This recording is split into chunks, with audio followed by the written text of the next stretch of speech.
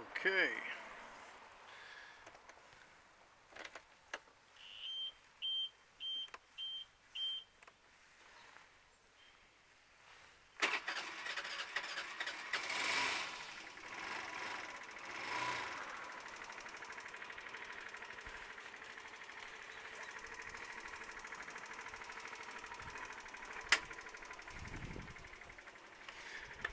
Okay, I don't know whether this mic is going to work. I've rigged it up into the helmet, so we'll soon see, because if it does work then I can leave this on and I can talk to you, and on the other hand, if it doesn't, then I'll just do a muted video. I'm going to go out on a ride today. I don't know where I'm going to go till I get there. So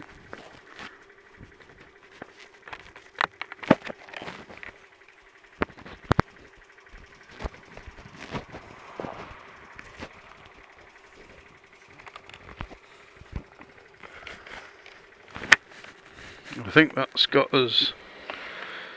I think that's got us in.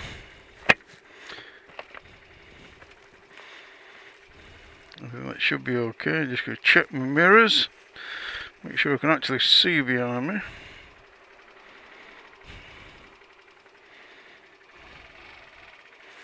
Okay, let's roll off.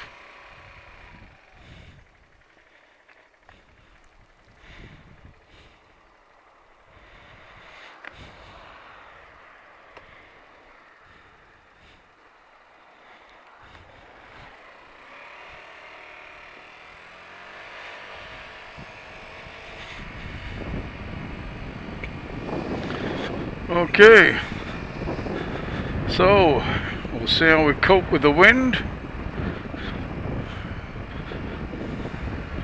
There's a bit of wind coming into the helmet, so we'll soon see whether this microphone on the Drift Ghost XL is actually picking up too much in the way of wind, or whether it's just going to pick up my voice. Who knows? We'll soon find out. But I think what I might do today is, for a run, is go up to Attersley. I think that might be a nice run up through Attersley.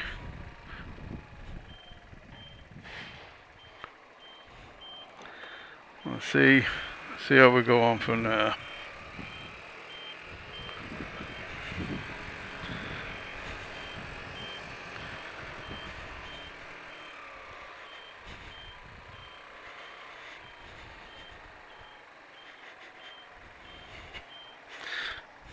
You should be able to pick up the beeper on my indicators.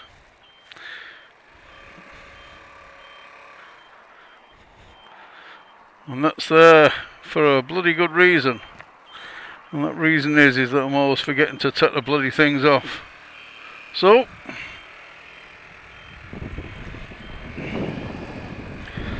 it reminds me to switch them off.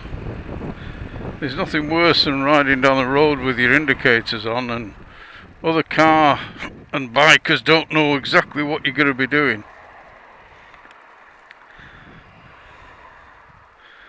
I like to indicate wherever possible. I'm not really a fan of riding around with people not indicating, letting other road users know what you're doing. I think it's bloody stupid. I mean, no one's telepathic. Although after years of driving and riding, you do start to pick up an instinct for what people may or may not be about to do.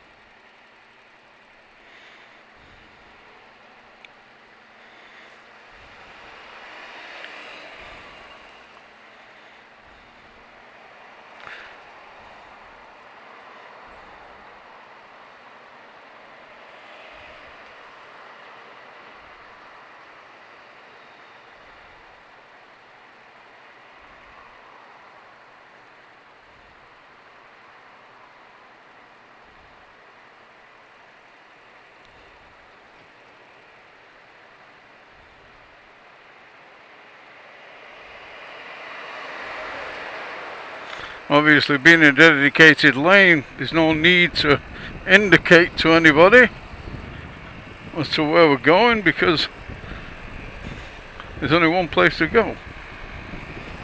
On the other hand, on split lanes, it's always good etiquette to indicate what your intentions are.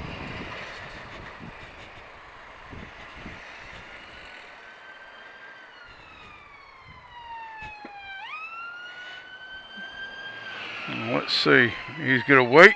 Is she? No, she's not. Get out the bloody way, you idiot.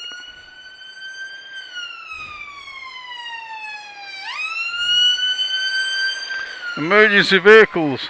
You always give way to emergency vehicles where it's possible and safe to do so.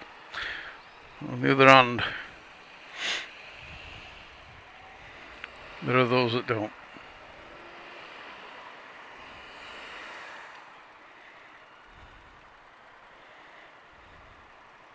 I always remember one day that fire engine or the ambulance could be racing towards you. So, there you go.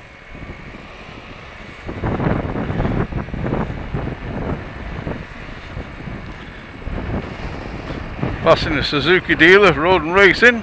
Unfortunately, they can't open the windows today because of the COVID restrictions which are in place. Now I'm going to go on. I could go on the motorway, but I'm going to take the A roads because it's more fun. Nothing more boring than the motorways.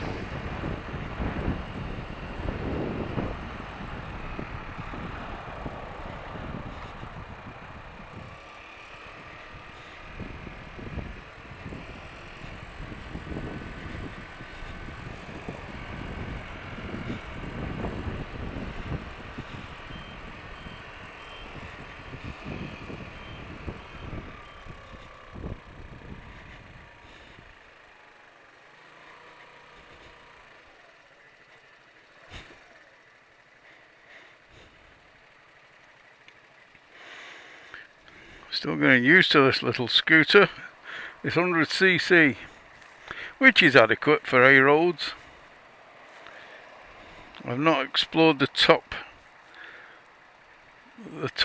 speed of this yet, but slowly catchy monkey is the way to go, I think.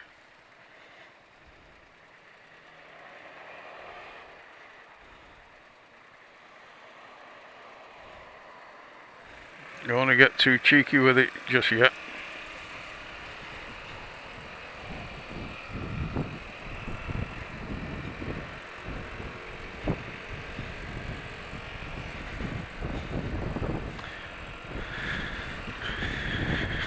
Passing Morrison's and the old townhouse. It used to be the Mulder's Arms. And the Sportsman. Good pub.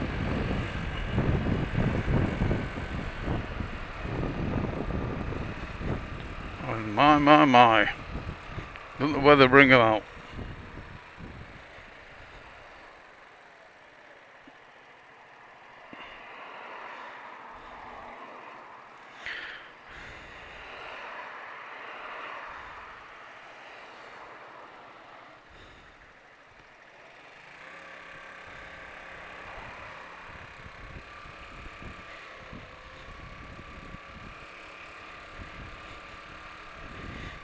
The good thing about slow traffic like this is it helps you to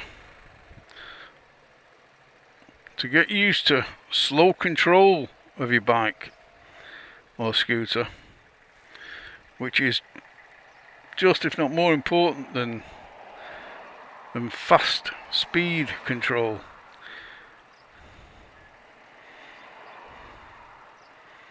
You're more likely to drop it or fall off at a slow speed than you are at a fast speed. And if you're at a fast speed, that's the last thing you want to do.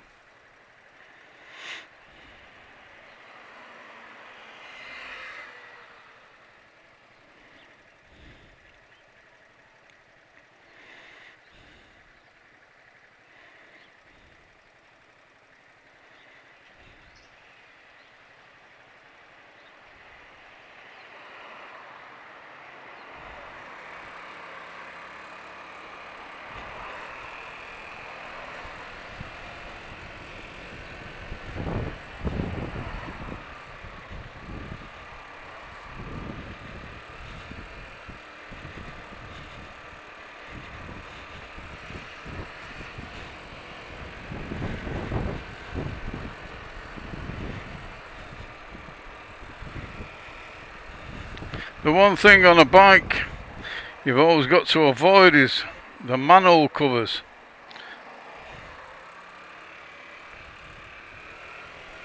Manhole covers are lethal in the wet. They're like ice, especially if they're well worn. I remember on my BMW, I was tootling around a corner at about 20 miles an hour, if that, probably less than that. And the back wheel just completely went from under me and tipped it over.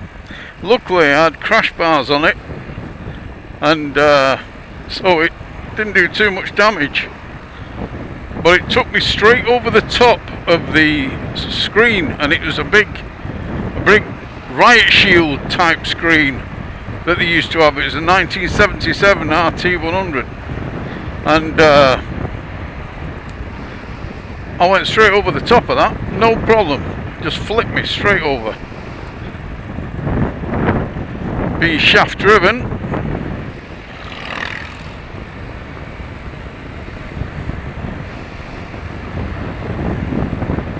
the shaft drive doesn't like any slippery surface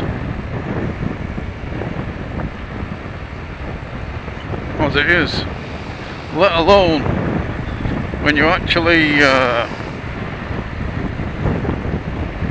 you start with manhole covers.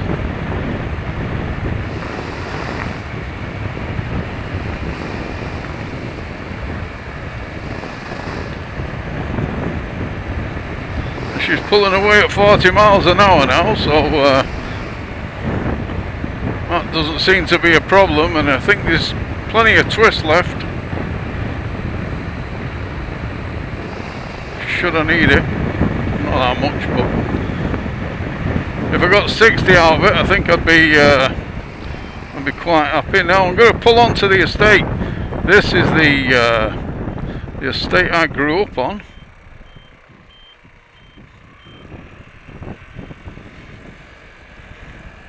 This is Hattersley. Quite famous for some infamous things, but it was a great place to grow up back when I was a lad. I left here in 1983 and went down south, down to Bournemouth. But we was lucky, because if you look at the scenery around here, it's a housing estate, an Manchester Overspill estate, built in the middle of the countryside. And as kids we explored all this countryside. We used to go out and we'd spend all day out in the summer sun, climbing trees and fishing and enjoying the countryside, which was on our doorstep. Unbelievable. They've done a lot of redevelopment on here, and what they've done is they've actually rebuilt a lot of the houses. They've pulled down some flats, some blocks of flats. There were 7, called them the 7 Sisters, and they pulled all them down and they built up new houses. Like a bloody racetrack now, this road. This road used to be straight, and they put a load of bends on it. Where them stone houses are there used to be a block of flats, and there used to be a pub over there.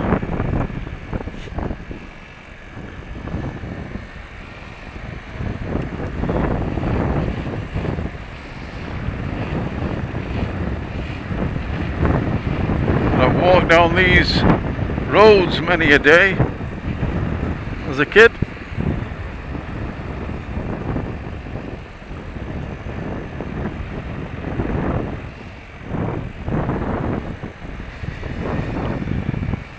Grew up all around here.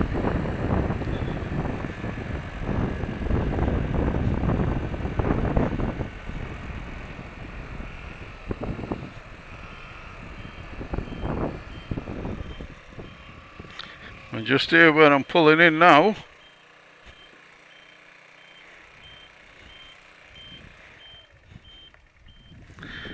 That house there, number 24, was where I grew up. It's strange now to come and see this house, because my mother and father and rest of the family moved out shortly, about a year or so after I actually left for Bournemouth. And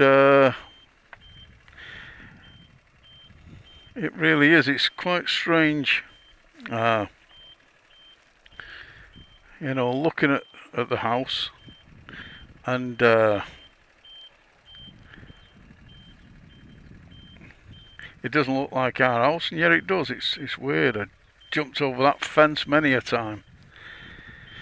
We used to play all around here.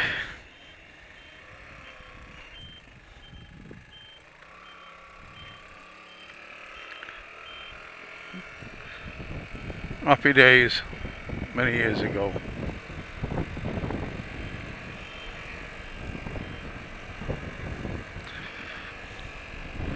And as we come up to the crest of the Assessor Road East,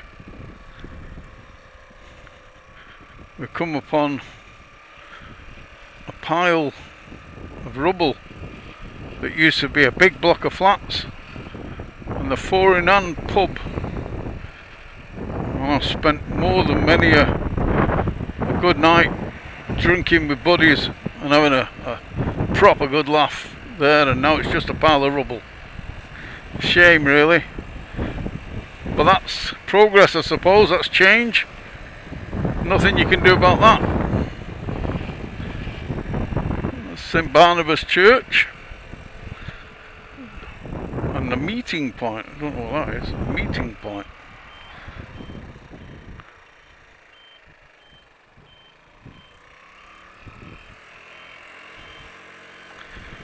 And there's another flat rubble there. Just there where the grass is used to be the Underwood Sports and Social Club. And that again was a good place, good night out. Now sadly gone.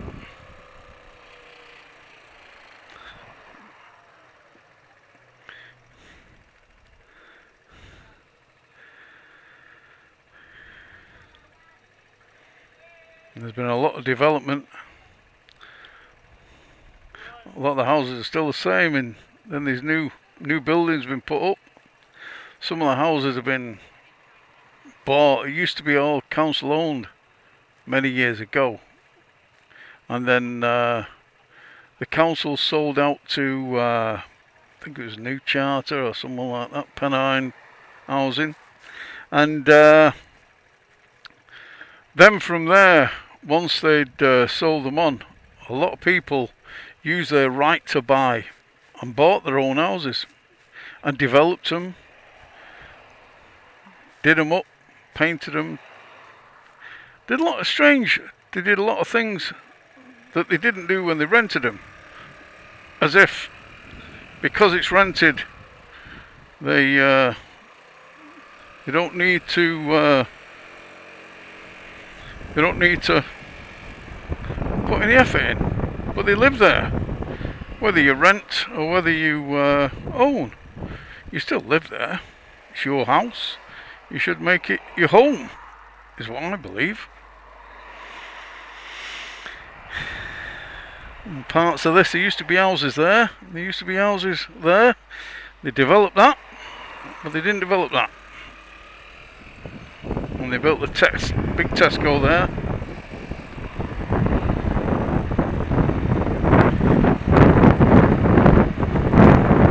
Coming up to some bungalows here on the left, which is where the Flat Cap pub used to be. I've had a few nights in there, I don't know.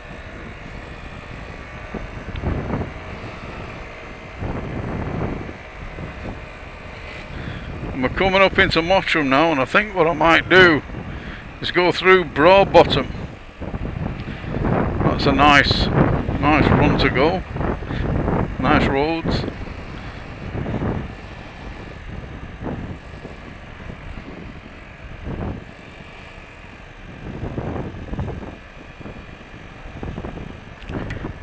been a lot of infamy on the estate, various things. I'm not going to mention it because it just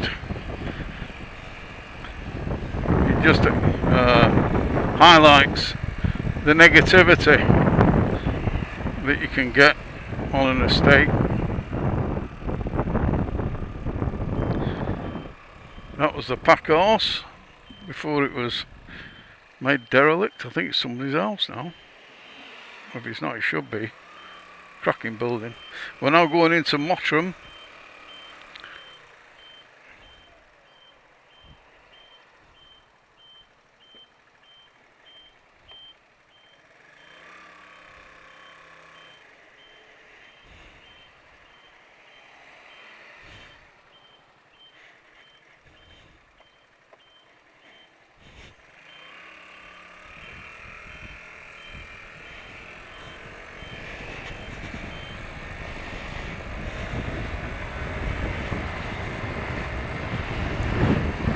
Now we're going down from Mottram into Broadbottom,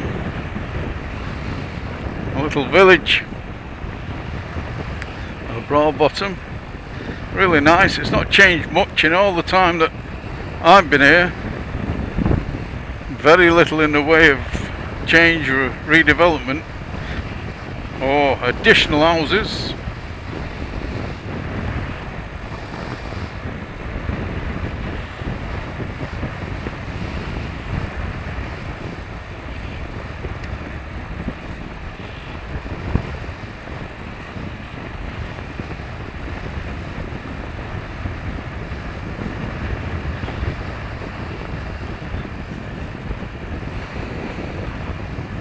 There's a couple of estate houses there. This used to be the I forget what that was now, but that was a pub. The horse and carriage, probably something like that.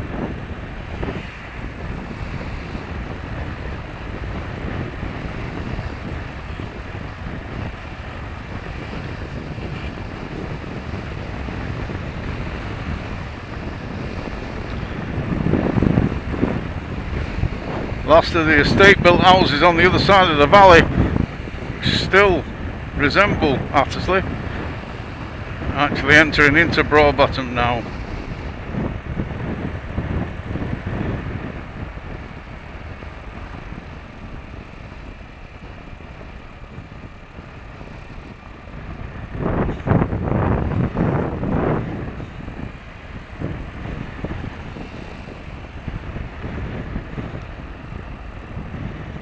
Bloody speed bumps.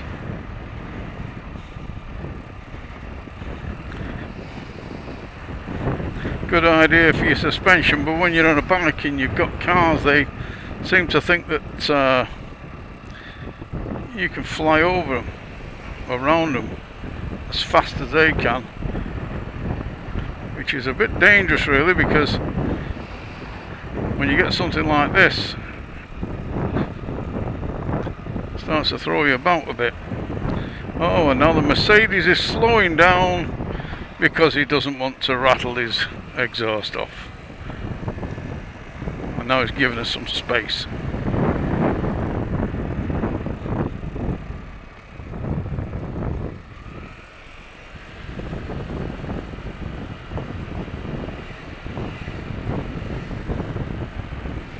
It's funny how the motorcycles, they don't I give them a nod and they don't nod back, motorcycles to scooters. They look down upon scooters for some reason. Little do they know that I've had motorbikes. I've had big motorbikes, and they would probably nod to me on them. The prejudice, if you like. Strange thing humans do. We're a tribal species. We clan up into gangs, into families, into